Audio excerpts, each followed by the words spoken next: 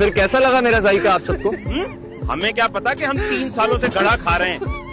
अब पाकिस्तान के अंदर गधे के गोश्त को बेचना, सेल करना, या फिर आपकी बीफ बिरयानी के अंदर से गधा निकल आना, या फिर आपके इलाके का मशहूर होटल अचानक से उसका बंद हो जाना, ये कोई नई बात नहीं है। लेकिन रिसेंटली ये वीडियो तब वायरल होना स्टार्ट हुई जब इस्लामाबाद फूड अथॉरिटी ने तरनौल के एरिया के अंदर एक रेड कंडक्ट की। अब तरनौल का जो एरिया है ये काफी इंपॉर्टेंट लोकेशन के ऊपर है, तो मतलब इस्लामाबाद और पिंडी के बड़े पास का एरिया है, कुछ किलोमीटर का ही फासला यहाँ पर पाया जाता है।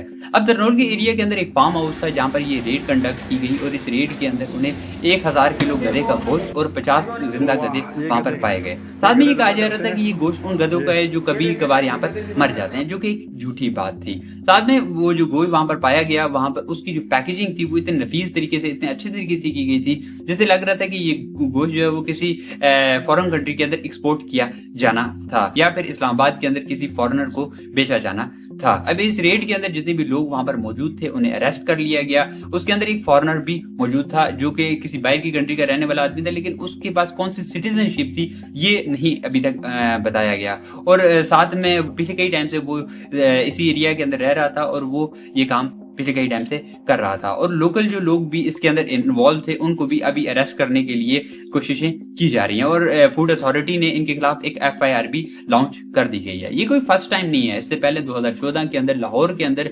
ऐसा ग्रोह पकड़ा गया था जो गधे का गोश्त बेच रहा था। 2 कसाई पकड़े गए लाहौर के अंदर से जिनसे 80 किलो गधे का गोश्त बरामद किया गया था। इसी तरह 2018 के अंदर कराची के एरिया के अंदर एक रेड कंडक्ट की गई थी जिसके अंदर उन्हें 800 गधे और कुत्तों की खालें बरामद की गई थी। अब ये जो खालें थी ये पूरे पाकिस्तान के अलग अलग एरिया से इकट्ठी की गई थी और इन्हें अब चाइना एक्सपोर्ट किया जाना चाहिए था। ये गधों का गोश्त का जो पाकिस्तान के अंदर बेचना है या हराम जानवर का जो बेचना है, अब ये पाकिस्तान के अंदर किसी एक एरिया लाहौर या कराची या किसी एक एरिया की प्रॉब्लम नहीं है, बल्कि ये पूरे मुल्क की प्रॉब्लम है। उसके पीछे 3 मेजर रीजन भी हमें देखने को मिल जाते हैं। सबसे पहला रीजन तो ये है कि गधों के बिजनेस के अंदर प्रॉफिट बहुत ज्यादा है। अब मैं ये मजाक नहीं कर रहा, वजह यह है कि गधों की पॉपुलेशन पाकिस्तान के अंदर बहुत ज्यादा है, मतलब 60 लाख से ज्यादा गधे पाकिस्तान के अंदर पाए जाते हैं। 2024 में 1 लाख का इजाफा भी हमें देखने को मिला था। अब पाकिस्तान हर साल 2 लाख जो गधे हैं वो चाइना को एक्सपोर्ट भी करता है। अब चाइनीज लोग खाते भी हैं गधे, और साथ में वहां पर एक रेमेडी, एक मेडिसिन वहां पर बनाई जाती है जिसका कोई साइंटिफिक प्रूफ नहीं है, लेकिन वहां पर वो बनाते हैं। तो वहां पर पाकिस्तान बहुत सारे गधे एक्सपोर्ट करता रहता है।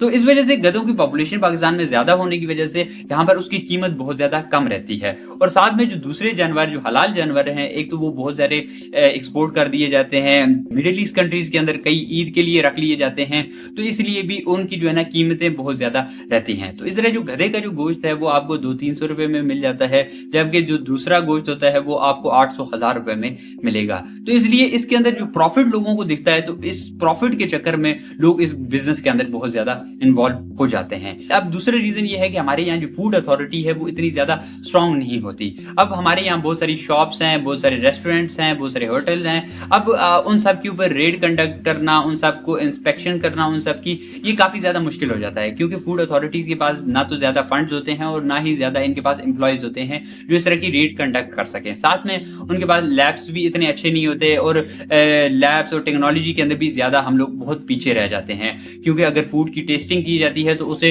1 महीना या हफ्ते लग जाते हैं। तो ये भी एक बड़ी प्रॉब्लम साथ में रहती है। उसके साथ जो हमारे यहाँ लोकल लोग होते हैं वो भी ज्यादा चीजों को रिपोर्ट नहीं करते। अब ये कसाई के पास गधा खड़ा रहता है लेकिन लोग इसे रिपोर्ट ही नहीं करते, तो अथॉरिटीज को जब ये बात पता ही नहीं होगी तो वो कैसे इस इंस्पेक्शन कर सकेंगे या किसी चीज को टेस्ट करवा सकेंगे। साथ में ये जो फूड अथॉरिटी के जो वर्कर्स होते हैं उनके ऊपर ये भी इल्जाम लगता है कि वो रिश्वत ले लेते हैं या फिर डील बना लेते हैं। तो इस रीजन की वजह से भी एक बड़ी प्रॉब्लम हमारे यहाँ फूड अथॉरिटीज की भी रहती है कि वो इतने अच्छे से काम नहीं करते।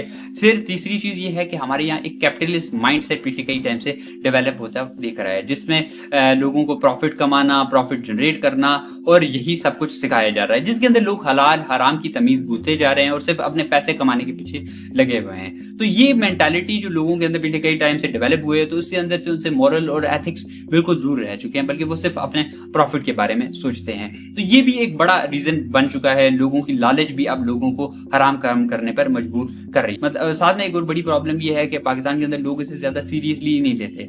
مطلب لاہوری گدے کھاتے ہیں جی، اسلام آباد والے گدے کھاتے ہیں، پنڈی والے گدے کھاتے ہیں، یہ گدے کھاتا ہے، بس وہ اس کو مذاق اڑانے میں، جوک کریک کرنے میں ہی لگے رہتے ہیں اور سیریس جو پرابلم ہے اور اس کی سیریسنس کو نہیں سمجھتے. اب گدے کے گوشت کھانے سے جو انفیکشنز ہوتے ہیں، جو اسٹمک پرابلمز ہوتی ہیں یا دوسری چیزیں ہوتی ہیں، لوگ اس کے اوپر دھیان ہی نہیں دیتے، جو کہ ایک بڑی